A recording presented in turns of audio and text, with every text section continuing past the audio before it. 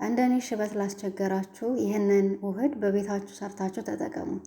ሽበትን ያጠቁራል፣ እንዲሁም ደግሞ ፀጉር ያለሰልሳል፣ ፀጉርን ያፋፋል፣ ፎረፎርን ያጠፋል፣ ፀጉርን ያሳድጋል። ይሄንን ውህድ ደግሞ በቤታችሁ ሰርታችሁ የምትጠቀሙት ነው። ሰላም ቤተሰቦች እንዴት ናችሁ? እግዚአብሔር ይመስገን እኔ ደህና ነኝ። ትዕግስት ነኝ። ዛሬ ይዤላችሁ የመጣሁት በዋነኝነት ሽበታችሁን ለማጥቆር ያለ እድሜ ሽበት ካስቸገራችሁ ይሄንን በተከታታይ ብትጠቀሙት የሽበታችሁ ከለር ወደ ቡኒና ወደ ጥቁር እየተቀየረ ይሄዳል። በእርግጠኝነት ነው የምነግራችሁ። በጣም አሪፍ ነው። በተከታታይ ከተጠቀማችሁት ሽበታችሁን እያጠቆረና ሽበታችሁን ወደ ቡኒ ከለር እየቀየረው ይሄዳል ማለት ነው። እና ቤተሰቦቼ ወደ አሰራሩ ከመሄዳችን በፊት ለዚህ ቻናል አዲስ ከሆናችሁ ሰብስክራይብ አድርጉ። እንዲሁም ቪዲዮውን ሲጀምሩ ላይክ በማድረግ ጀምሩ። አሁን ወደ አሰራሩ እንሄዳለን ማለት ነው። ወደ አሰራሩ ስንሄድ የሚያስፈልጉን ግብአት ቀይ ሽንኩርትና ነጭ ሽንኩርት እንዲሁም ደግሞ ጥቁር የሻይ ቅጠል ያስፈልገናል ማለት ነው። ይሄ ለሽበት ብቻ ሳይሆን ፀጉር ያፋፋል፣ እንዲሁም ደግሞ ፀጉራችሁን ያለሰልስላችኋል። ፎረፎር ካለባችሁ ፎረፎራችሁን ያስወግድላችኋል ማለት ነው። ለፈጣን የፀጉር እድገት ቀይ ሽንኩርት፣ ነጭ ሽንኩርት እንግዲህ ለፀጉራችን እጅግ በጣም ጠቃሚና ፀጉርን የሚያሳድግ ፀጉርን የሚያበዛና ፀጉርን የሚያፋፋ ውህድ ነው ማለት ነው። ጥቁር የሻይ ቅጠል እንግዲህ ለሽበት የሚሰጠን ጥቅም ምንድን ነው? የፀጉር ከለርን ማጨለም፣ ለሽበት መፍትሄ ይሆናል ማለት ነው። ጥቁር ሻይ በተፈጥሮ ጠንካራ ቀለም ስላለው ሽበትን ለማጨለምና የፀጉር ጥቁር ቀለምን በተፈጥሮ ለመመለስ ይረዳል ማለት ነው። ፀጉርን እንዲያብረቀርቅ ማድረግ፣ ደብዛዛ የሆነውንና የሞተውን ፀጉር ህያው በማድረግ አንጸባራቂና ውብ ገጽታ ወይም ደግሞ ወደ ቡኒ ከለር የመቀየር ባህሪ አለው ማለት ነው። የፀጉር መነቀልን መቀነስ በውስጡ ባሉት ጸረ ኦክሲዳንቶች አማካኝነት የፀጉርን ስር በማጠናከር ከመጠን በላይ መነቀልን ይከላከላል ማለት ነው። የራስ ቅልን ጤንነትም ይጠብቃል። የራስ ቅል ላይ የሚፈጠር ማሳከክን እንደ ፎረፎርን ለማስወገድ እንዲሁም ደግሞ ጸረ ባክቴሪያ በመሆኑ የራስ ቅል ኢንፌክሽኖችንም ለመከላከል ይረዳል ማለት ነው። ጥቁር ሻይ ወይም ደግሞ በእንግሊዘኛው ብላክ ቲ ይህንን ያክል ለፀጉራችን ጥቅም አለው ማለት ነው። እንግዲህ ጥቁር ሻይ የት ነው የምታገኘው ብላችሁኛል። በባለፈው የሆነ ቪዲዮ ሰርቼላችሁ ነበረ። ጥቁር ሻይ የሱፐር ማርኬት ታገኙታላችሁ። ጥቁር ሻይ ወይም ደግሞ ብላክ ቲ ብላችሁ በእንግሊዘኛው መጠየቅ ትችላላችሁ ማለት ነው። እንግዲህ እንዳያችሁት ቀይ ሽንኩርቱን ልጣጩን አልጥለውም፣ አብሬ አንድ ላይ ነው ማዘጋጀው። ግማሽ ቀይ ሽንኩርት ነው የተጠቀምኩኝ ትልቅ ስለሆነ። ከዛ ደግሞ ነጭ ሽንኩርት 1-4 ፍሬ ያስፈልጋችኋል።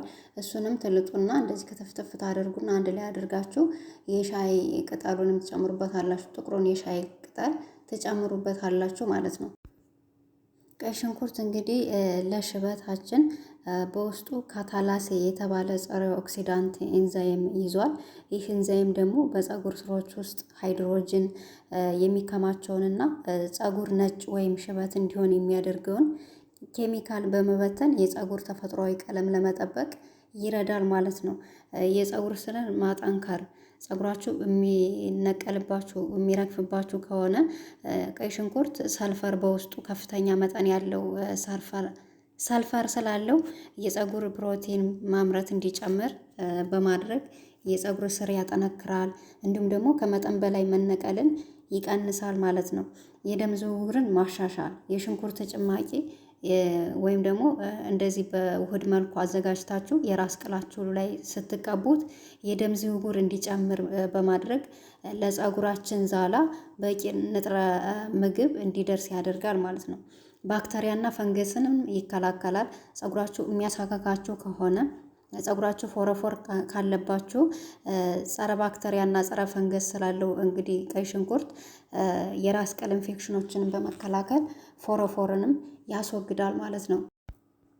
መጨረሻ ላይ እንግዲህ የጨመርኩት ቡና ነው። ቡና ደግሞ የፀጉር ከለር ማጨለምና ማድመቅ፣ ቡና በተፈጥሮ ጠንካራ ቀለም ስላለው እንግዲህ ፀጉራችን በተፈጥሮ መልኩ ለማጨለም ወይም ደግሞ ቡናማ ቀለም ለመስጠት ነጭ ፀጉራችን ወይም ሽበታችን ለመሸፈን ይረዳል ማለት ነው። የፀጉር እድገትን ማፋጠን በቡና ውስጥ የሚገኘውን ካፌን የራስ ቅል ላይ ያለውን የደም ዝውውር እንዲጨምር በማድረግ የፀጉር ስርን በቂ ንጥረ ነገር ምግብ እንዲያገኙ ያደርጋል ማለት ነው። ይህ ደግሞ ፀጉር በፍጥነት እንዲያድግ ያደርግልናል። ሌላው የፀጉር መነቀልን መቀነስ፣ ካፌን ፀጉር ከስሩ እንዲወድቅ የሚያደርገውን ዲኤችቲ የተባለ ሆርሞን ተጽዕኖ በመቋቋም የፀጉር መነቀልን በእጅጉ ይቀንሳል ማለት ነው። ለስላሳና አንጸባራቂ ማድረግ እንግዲህ ግብአቶቹን ከጨማመራችሁ በኋላ ለ20 ደቂቃ እንደዚህ አድርጋችሁ ታንተከትኩታላችሁ። ከዛ በኋላ እንደምታዩት ከለሩ ወፍራም ነው የሚሆነው። ይሄንን ምን እናደርጋለን መሰላችሁ? በማጥለያ እናጠለዋለን ማለት ነው። ነጭ ሽንኩርትም የጨመርኩበት ምክንያት ነጭ ሽንኩርት እንግዲህ የፀጉር እድገትን ማፋጠን ማጠንከር፣ ነጭ ሽንኩርት በውስጡ ከፍተኛ መጠን ያለው ሳልፈር፣ ዚንክ፣ ካልሲየም ይዟል። እነዚህ ንጥረ ነገሮች ደግሞ የፀጉር ስርን በማጠንከር አዲስ ፀጉር እንዲያድግና የተበላሸ ፀጉርን እንዲያስወግድ ያደርግልናል ማለት ነው። የፀጉር መነቀልን፣ የፀጉር መበጣጠስን ይከላከላል። ጸረ ባክተሪያና ጸረ ጀርም ባህሪ ስላለው የፀጉር ቅል ላይ የሚፈጠሩ ኢንፌክሽኖችን በማጥፋት ፀጉርን ከስሉ እንዳይነቀል ይከላከላል። የደም ዝውውርን ያሻሽላል። ሽበትን መከላከልና መታገል በውስጡ ባሉት ኃይለኛ ጸረ ኦክሲዳንቶች አማካኝነት የፀጉር ተፈጥሯዊ ቀለም የሚጎዱ ነፃ ራዲካሎችን በመዋጋት እንግዲህ የፀጉር እድሜን ያረዝማል ወይም ደግሞ ቀደም ብሎ የሚከሰት ሽበትን ይቀንሳል ማለት ነው። ከዛ እንደዚህ አድርጋችሁ ካጠለላችሁት በኋላ እንደገና ተመልሳችሁ ድስት ላይ ታደርጉትና ልክ ሲቀዘቅዝላችሁ ነው ያጠለላችሁትን ውህድ ሲቀዘቅዝላችሁ የበቆሎ ዱቄት ወይም ነሻ 1 ማንኪያ ተጨምሩበታላችሁ ማለት ነው። ውህዳችሁ በዛ ያለ ከሆነ 1 ማንኪያ ተኩል አድርጉበት። በኔ ግብአት መጠን ከሰራችሁት ደግሞ 1 የሾርባ ማንኪያ ነሻ ወይም በቆሎ ዱቄት ትጨምሩበታላችሁ ማለት ነው። ከዛ እሳት ላይ ትጥዱትና እሳቱ እንደምታዩት በጣም ቀንስ አድርጌ ለሰስ ባለ እሳት ነው ክሬም እንዲሆንልኝ ወይም ደግሞ ውህዳችን እንዲወፍርልኝ የማደርገው ማለት ነው። ከዛ እንደዚህ አድርጋችሁ በራሱ ጊዜ ቀስ እያለ እንትን ይላል ማለት ነው። እንዳያችሁት ውህዱ ነው ወደ ክሬምነት ይቀየራል ማለት ነው። ይሄ አሁን ከኬሚካል ነፃ የሆነ የቤት ውስጥ ቀለም ማለት ነው። ቀለም ገዝታችሁ ከምትጠቀሙ ኬሚካል ያለው ፀጉራችሁን ከምታበላሹ አንዳንዴ ሽበታችንን ለማጥፋት ወይም ደግሞ ሽበታችንን ለመሸፈን ብለን ኬሚካል ያለው ቀለም እንጠቀማለን፣ ግን እሱ በጣም ፀጉር ይጎዳል። ይሄንን በዚህ መልኩ ሰርታችሁ ሽበታችሁን መሸፈንና የፀጉራችሁን ከለር ማሳመር ትችላላችሁ። በጣም አሪፍ ነው። በተከታታይ ተጠቀሙት። በሳምንት አንዴ ብትጠቀሙት በጣም ፀጉራችሁ ከለሩም የሽበታችሁን ከለር እየሸፈነው ቆንጆ የሆነ የፀጉር ከለር ይሰጣችኋል ማለት ነው። እንደምታዩት ውፍረቱ በዚህ መጠን አድርጌዋለሁ። አሁን ቆንጆ ነው፣ ለመቀባትም አሪፍ ሆኗል ማለት ነው። እዚህ ላይ 1 የሾርባ ማንኪያ የሚሆን የወይራ ዘይት ጨምርበታለሁ። ከዛ በኋላ አንድ ላይ ታደባልቁትና ከዛ መቀባት ነው ማለት ነው።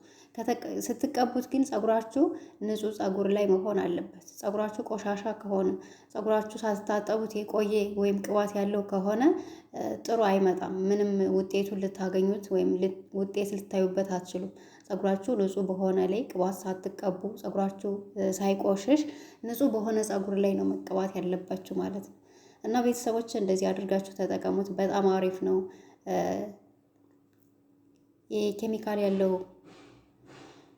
ኬሚካል ያለው ቀለም ከመቀባት በቤታችሁ እንደዚህ አድርጋችሁ ብትሰሩና ብትጠቀሙት ለውጡን ታዩታላችሁ ማለት ነው። በዛ ላይ ፀጉር ያፋፋል፣ ፀጉር ያሳድጋል። የተጠቀምኳቸው ግብአቶች በሙሉ ፀጉር የሚያሳድጉ ፀጉራችን ከመነቃቀል የሚታደጉ ግብአቶች ናቸውና እንደዚህ እያደረጋችሁ ተጠቀሙት እላችኋለሁ። ከዛ እኔ ደግሞ እየተቀባው አሳያችኋለሁ። ያው እንትኑን የወይራ ዘይቱን እየተጠቀምኩት ደግሞ ያው ሽንኩርቱም ነጭ ሽንኩርቱም ትንሽ ኃይለኛ ስለሆነ ከወይራ ዘይት ጋር እንደዚህ አድርጋችሁ ወይራ ዘይት ብትጨምሩበት፣ ወይራ ዘይት ከሌላችሁ ደግሞ የኮኮናት ዘይት ወይም ደግሞ የሰሊጥ ዘይት አድርጋችሁ መጠቀም ትችላላችሁ ማለት ነው። እንግዲህ ፀጉሬን እኔ ታጥቤዋለሁ። ፀጉሬ ያው ቆሻሻ አይደለም ንጹህ ነው እና እየተቀባሁት ነው ማለት ነው። ፀጉር በጣም ነው የሚያጠቁረው። በጣም ጥቁር ያለ ፀጉር እንዲኖራችሁ ከፈለጋችሁ እንደዚህ እያደረጋችሁ መጠቀም ትችላላችሁ። የሻይ ቅጠል የጥቁሩ የሻይ ቅጠል በጣም ፀጉር ያጠቁራል በጣም ሽንኩርትም እንደዛው። እንደዚህ እያደረጋችሁ ደግሞ ስትጠቀሙት ከቡና ጋር ደግሞ ስትቀላቅሉት የፀጉራችሁ ከለር የሚያምር የፀጉር ከለር ነው የሚሰጣችሁ። እና ቤተሰቦች ስለተከታተላችሁኝ አመሰግናለሁ። ቪዲዮውን ከወደዳችሁት ላይክ አድርጉ። ለቻናሌ አዲስ ከሆናችሁ ሰብስክራይብ እያደረጋችሁ ቤተሰብ ሁኑ። በሌላ በአዲስ ቪዲዮ እስከምንገናኝ መልካም ጊዜ። አመሰግናለሁ።